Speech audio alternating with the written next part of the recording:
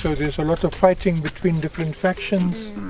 There's a lot of shooting. She said as many as 10 teenagers a week died. You know, so what did you hear? She did say a lot of teenagers have been dying over time since this Operation Vala Umgodi started, because people have no source of income. So and they resort to stealing from the community. I was taken by the lady when she mentioned that her boyfriend. The crime has increased, definitely. Was killed and the babies stand alone. And they are struggling now. I think this kind of this organization needs support. It needs lots of support. They are doing really important work. And you can actually see these kids that they are working with. They are part of the community. You rarely see that in these NPOs. They will tell you about the good work they do, but they won't show you the people that they are working with. And we know the history of that group. You know the history. When HIV was starting around around 1999, our members of Justice and Peace, the TAT, you didn't remember, they're the ones who have started that particular group. And then later Joe was the coordinator. It used to be an organization falling under my coordination. Really? Yeah, that is why it was easy for us. It was born out from Justice and Peace. And Justice and Peace just did advocacy, and then they were doing... their main focus at the time it was HIV and AIDS, and like they said, office care for the orphanage and the vulnerable. And I still remember, and then we're helping when them you were with saying IDs and social grants. I still remember when you were assisting them with their registration with the Department of Social Development. You indicated, to them that don't channel yourself to say that you will only respond to issues of HIV and AIDS. The name says it all, to say. You also do, intervention in terms of AIDS, HIV and AIDS, and then also you develop, your communities. So now, in the line of work, they are challenged, by different, challenges, and then other issues are cross-cutting. At times, they would phone us, to ask if maybe say, how can they tackle, some other issues, because of now, holistically, they try, to address all of these issues. And we are working with them. You know that they are friends, they want. So that lady is the chairperson or the founder? The coordinator. She's the coordinator. Who is the founder? They are the founders themselves. They're the founders, yeah. Oh, they are the founders. The one who I said they are part of Justice and Peace. But what I'm seeing there, I'm seeing her as an old member. She used to be a project manager. Okay. Well, there was the board, the chairperson of the board there. But then she was like running the day-to-day running of the office. And then what happened? Most of her colleagues at the time, later on, were swallowed by the Department of Health. So these are actually what I'm seeing. I'm seeing the new staff there. Okay. But she's the only one. She's the oldest member of that organization. And then with that Mutsiri. And Mutsiri as well. Mutsiri is also the oldest member. Yeah, he's one of the oldest.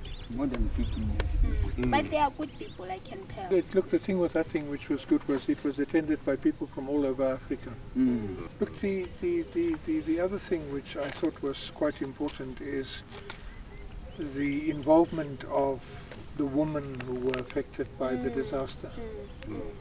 The widows, the girlfriends, and talking about the children, because those voices we've not heard. Like in Marikana, after the massacre, Chris Molibatsi and myself were saying, why is there no counseling for the children? Their fathers died in the massacre. Why is there no support for the children? Why is no one talking about the children? Even here now, no one is going to talk about the children. It's as if the children are not important. So we need to register in the way forward a focus on children. And the girlfriends and women who are affected as well. And I think the issue of the boy child is important in this regard, because if we have a lot of drug users in the community, they end up stealing from the community itself. So that needs to be addressed, not just the girls. Well, the issue what you're saying about xenophobia also, because the government is trying to talk about xenophobia, but yeah, these South African girls, they've got boyfriends who were from other countries, they had husbands who were from other countries, and should they now be victimized because, you know, they were talking about we are all people, we are not. But I loved how fair they were about the whole situation. They are straightforward to say, they came to say, you know, these people, yes, they do fight amongst themselves. We don't like that. They are mostly Basotho and Zimbabweans and whatever.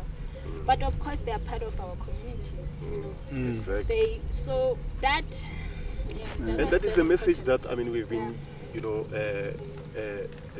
relaying all along. I still remember in my presentation at the EMI, I indicated that to say that these are our people. We cannot say that they are from outside. We live with them. They rent our back houses. They date our sisters. Why should we say that, you know, they don't matter? Someone like Gwede wouldn't understand. He lives somewhere in a nice suburb. He doesn't have to endure the struggles that these communities go through. But you know, the thing about Gwede is that many of these men who are in these mines, the Zama Zamas, were members of his union. Exactly. He was the Secretary General of the AUM. He knows So this. he knows the It's just story. that he's in government. Now he's telling the guy. And then I also like the fact that, you know, all the respondents, they reflected on life, you know, when, you know, the Zama Zamas were still there. Yes. And then they were saying that, you know, their livelihoods, you know, were better. And then Kuma was active, and then that economy was, you know, local economy was booming. But at the same time, they mentioned that they were criminals, of course. Yes. Which is fair. You know, they mention both sides, the pros and cons of having Zama Zamas in the community. That was important. But you know, it's often that the media says people are like Robin Hood. They take the gold, but they distribute some of the wealth. Now, in many communities where there's formal mining, they will say, yeah, the mine it's taking the platinum, but we don't see anything. There's nothing for us. They are taking everything. Even here, with the big mines, with Anglo Gold Ashanti and even Motsepe's mine, even though he's building swings and so on, you ask yourself, the swings in the park for the children, is that what the community needs? Has he asked the community what they need? You see, I'm seeing the similarities as we speak, and as you and Tepa speak, because they talk about how the Zama Zamas would come out and share their money and take the children out. In Lesotho, it was the same thing. So when they went back to their villages, they'll do exactly the same thing. They would host this huge feast for communities. And then they'll start giving people money to say, here, take, go and buy yourself groceries. It's the same situation in Lesotho when they would go, because I was there in one of those communities. And you know, that's an aspect that the media is not picking up at all. Yeah, because even when I arrived to interview the widows and one survivor of that Virginia tragedy, I came across a feast in the village. And I asked, who is hosting this feast? They say, yeah, that guy is a legendary Zama Zama. Legendary Zama Zama.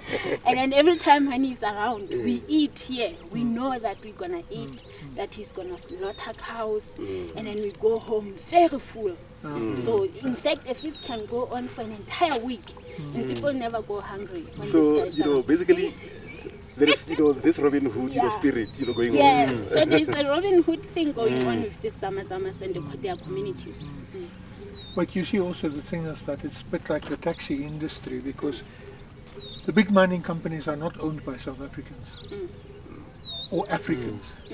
Now here you have operations that are owned by Africans, and there is some extent of sharing that is taking place. It's not all selfish. So this is Pan-Africanism, that concept where you are not from here, but you can share with the community here, even though you are not from here, from South Africa. That's a whole new aspect that I think we learned today. Yeah, and that was very important. And thank you guys for bringing us here again and again. And I'll say thank you because this was what we had no idea what we were looking for. But this is exactly what we wanted to hear from these people. That was really good. Philip, this man, and thank you for taking that interview, the discussion we had now. This man wants a picture of the whole group. If you can just get his phone to get a picture for the whole group, so he can take it back to church at the. Register. Yeah.